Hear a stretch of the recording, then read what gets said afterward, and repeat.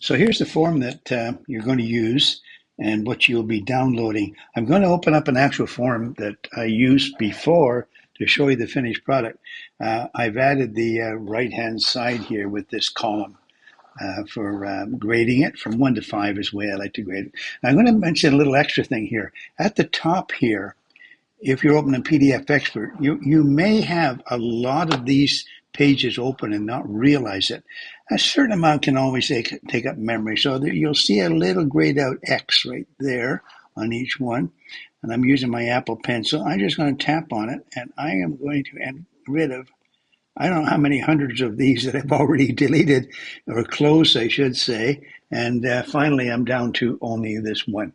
So what I'm going to do now is switch over to the one of the existing one and show you. I'll give you a rough example here on what I would do. And I'm going to just squeeze this larger with my fingers. I'm using my Apple Pencil. I'll select a pen. I like blue, but you can use whatever color you want. And I like 1.5 points for me for a size. I like persistent also. Persistent and variable. The difference there is whether or not you're pressing hard or not. The variable will show you that. I don't really need that, so I like persistent. So let's say at the date and time up here, let's say it is Monday, 1 o'clock. And it's 1, 2, 3,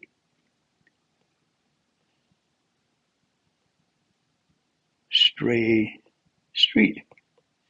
Okay. Now also you can voice command that in there if you want to. So you can actually press up the letters and you can actually voice it in. I just write it in. It really takes just the same time. And then I've got another one at 2 o'clock, and this is at 40 Gilroy Street. Now, and this is for John and Tracy. Now, after we saw Strathroy, it is older inside and kitchen needs remodel. There's things to help you remember, and they might say, I'll give that one a 3. This one here is, let's call that on the short list. List, Great Yard. So that's a really good one. We'll give that a 5. As I show the homes, I'm going to use it that way and build it that way. So what I'm going to do right now is I'm going to go into, this is all the paperwork on a particular property, and I'm going to go into closed deals here. And let's go into, this one I like to use because it's a really good example. This property here, there's all the detail work, all the paperwork for the deal. And this is quite a while ago this was done. So let's open up my showings folder up here. Open that up. And here's all the showings that I showed John and Tracy. And here's my record of all the showings that I did. I'm just going to tap on that.